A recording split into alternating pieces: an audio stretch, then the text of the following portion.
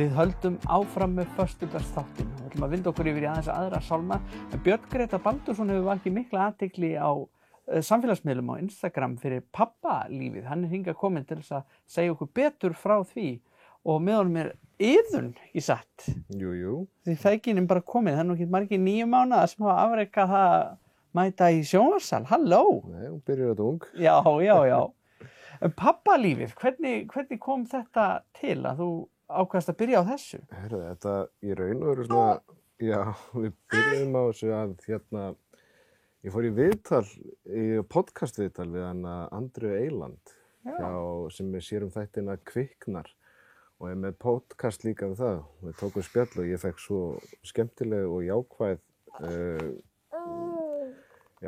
athugasemdir að mér datt bara í huga að búa til hennan reikning, Instagram reikning.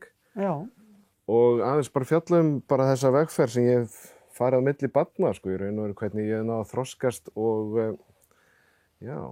svona allt sem fylgir því að vera faðir, ekki satt? Já, ná mér betur inn í þetta hlutverk því að ég einn af þessum sem þetta small ekki strax. Ég upplifði ekki þessa föður tilfinningu strax með hann Jökul sem situr núna frammi hjá okkur í tölvuleik. Þetta var mjög skrítið. Þú ert ekkert alveg á því að vera hérna. Þið langar til að komast svolítið. Þetta mjög algengt með viðmælendur. Þeir eru nákvæmlega svona. Kom og vilja fara strax. Nei, þetta var sem sagt svolítið þannig að ég var á fullu í námi, gat ekki farið í fæðingarorlof strax. Þá langaði mig bara svona helst til þess að vera bara svolítið, og síðan þegar ég var búin í náminu, þá fannst mér ég að skili síðan bara að slappa þess af og ég held ég hef aldrei gert mér alveg grein fyrir því hvað eignast börn í raun og veru mikil vinna. Já.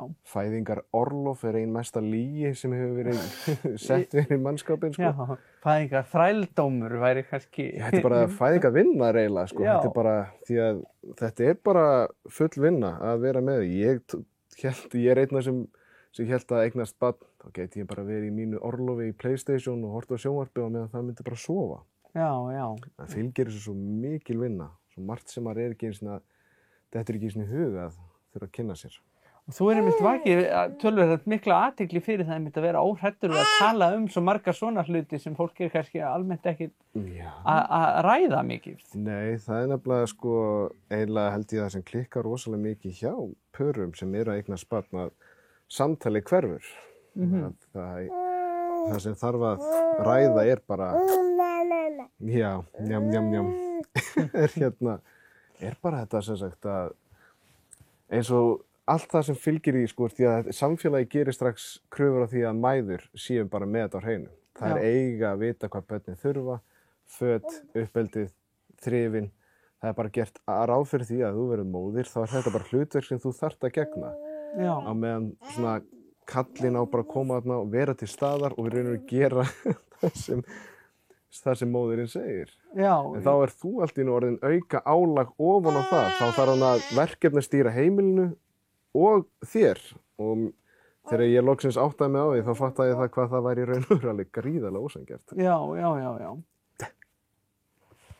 Þannig að þú hefur svona verið að einmitt vekja athygli á þessu og svona leiðum sem að feður geta til þess létta undir og rétta þennan svona halla. Algjörlega, því að eins og ég segi, þegar ég var með hann Jökul þá var ég svona eiginlega bara næst í að gera bara algjörlega lágmark og síðan kom Jenny og sagði að þetta væri orðið svolítið mikið álag á hann og þá átti ég kannski 2 vikur sem voru svona góðar og það maður eftir í sama horf.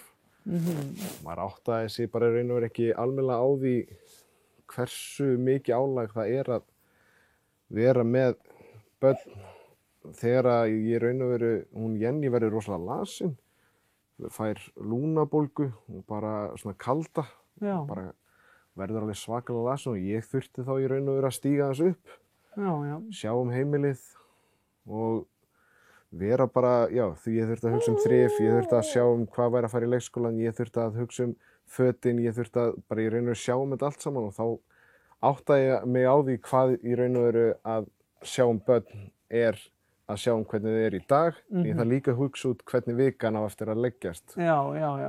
Þetta miklu meira en að segja. Og ég tala ekki heldur líka bara uppeldisfræðin. Hvernig uppeldi við viljum hugsa og fræðin baku það.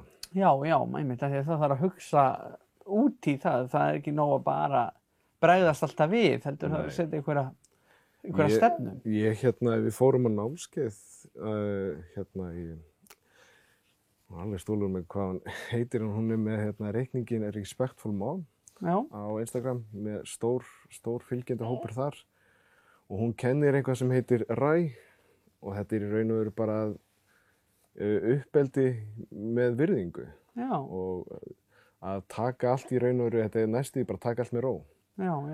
Því að börn þau gera vel ef þau geta. En ekki þegar þau vilja. Þannig að þegar börn láta í raun og veru illa, þá er það ekki að vera vond, þau bara ráða ekki við það stund sem, eða bara í raun og veru aðstæðurnar sem þau ég er í. Ég veit til dæmis, ég hef lent í með hann Jökul að hann gjörsamlega misti sig þegar hann heyrði einhvern tímann held ég 4. neyið í Netto. Gjörsamlega brotnaði bara niður í miðri búðinni. Mín viðbrögð hefði getað verið sagt að hættu þessu og rifið hann út úr búðinni. Rifið hann og sagt að þú hættir ekki að gráta og kemur aldrei með mér í búðina. En mín viðbrögð var bara að setjast á gólfið með honum. Bara bíða, leyfa honum að klára. Þetta er í raun og veru bara tilfinningar sem hann réð ekki við.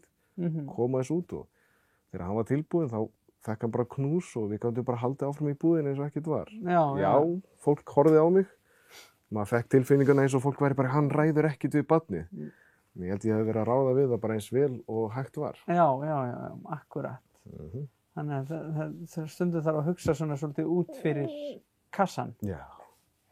Og við erum kannski einmitt oft allt og föst í sko bara þetta á að vera svona og við getum svo auðvitað breytt í bara með að tilengja okkur smá hugarfarsbreytingu. Það er nefnilega það og líka við þessar hugarfarsbreytingar hef ég þurft að taka bara til líka bara svolítið hjá mér. Af hverju verði ég reiður þegar hann bregst svona við? Var það einhvað sem var í mínu uppeldi og var brugðist við þannig og það var bara náttúrulegt að ég bregðist við eins. Þannig að þetta er alveg sko með það að reyna alveg börn fylgir líka bara gríðarleg sjálfskoðun. Og eins og segi, þetta er bara... Og þú ert að deila þessar sjálfskoðun með fólki sem er ótrúlega virðingavert og fólk fer bara inn á Instagram og leitar að pappalífinu til þess að finna þig, er ekki? Já, pappalífið og bara finniði mig og já, ég leit eða bara svona nokkuð veginn allt flakka. Þetta er að fara einhvern veginn þar sem ég bjóst ekki við þetta myndi fara. Nei. Ég ætlaði nú bara að tala bara líf mitt sem pabbi en síðan hef ég náttúrulega maður lætur sumar skoðanir ákveðið málefni fara vegna þess að maður er alveg upp börn, maður er alveg upp einstaklingar sem taka síðan við að manni í samfélaginu og hvernig vill maður að hvernig skoðun þau vilja hafa á. Já, þetta er gríðarlega spennandi. Ég bara hlakka mikið til að fylgjast með þér áfram. Ég veit að við getum talað um þessar hluti, það er svo margt að ræða í allan dag, en ég hvetu þetta bara alla til þess að fara og finna pappalífið á Instagram og fylgjast með því áfram. Þau hlusta á mig tala um þetta endalaust. Nákvæmlega. Bara kærar þakkir fyrir að koma í þáttinn bæði tvö. Gaman að sjá okkur. Takk fyrir.